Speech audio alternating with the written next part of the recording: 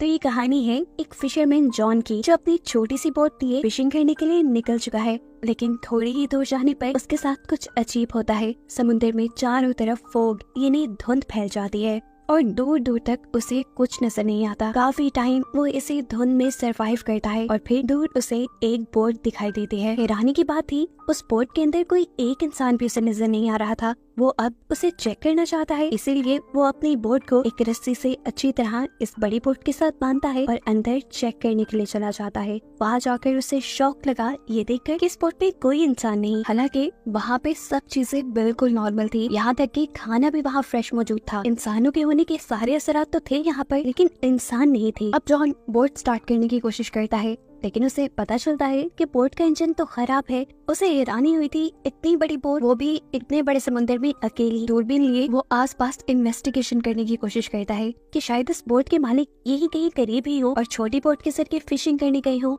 लेकिन धुंध इतनी थी कि उसे कुछ नजर नहीं आया। अब जॉन वापस कंट्रोल रूम के अंदर जाता है और वहाँ से रेडियो मैसेजर ऑन करके हेडक्वार्टर में मैसेज देता है कि ये एक बोट यहाँ समुद्र में फंसी हुई है, अगर कोई मुझे सुन रहा है तो प्लीज मुझे जवाब दे। ये सब करने के बाद उसने फैसला कर लिया था कि वो तो अपनी ही बोट में जाएगा। और जैसे ही वो ऊपर आया तो ये देखकर हैरान हो गया कि उसकी बोट वहाँ से गायब हो चुकी थी। हालांकि उसने बोट को अच्छी तरीके से बांधा भी था। उसकी अपनी बोट के गायब होते ही एक और अजीब काम उसके साथ ये हुआ कि यहाँ से सारी धुंध भी हट गई, आसमान बिल्कुल साफ हो गया। दोपहर का वक्त था, वो अब इसी शिप में वापस आ गया। अब क्योंकि वो खुद इस बोट में फंस चुका था, इसलिए वो मैप के जरिए अपना रास्ता ढूंढने की कोशिश करता है और ये पता चलाने की कोशिश करता है कि अब वो है कहाँ और उसे अपने घर वापस जाने के लिए कौन सा रास्ता लेना होगा। मसला एक और भी था ना, इस बोट का इंजन भी खराब था। अगर उसे अपनी जान बचानी थी तो किसी तरह इस बोट को चलाना था। वो अब इंजन ठीक करने की कोशिशों में लग जाता है। इसी बोट से टूल बॉक्स ढूंढता है और थोड़ी ही देर की कोशिश के बाद वो इसके इंजन को ठीक करने में कामयाब हो भी गया। ये उसके लिए बहुत बड़ी अचीवमेंट थी। अब बोट काम कर रही थी, वो इस बोट को कहीं भी ले जा सकता था, लेकिन रास्ता तो समझ आए, इसलिए वो दोबारा कंट्रोल रूम से कांटेक्ट करता है, लेकिन कोई भी उसे जवाब नहीं देता।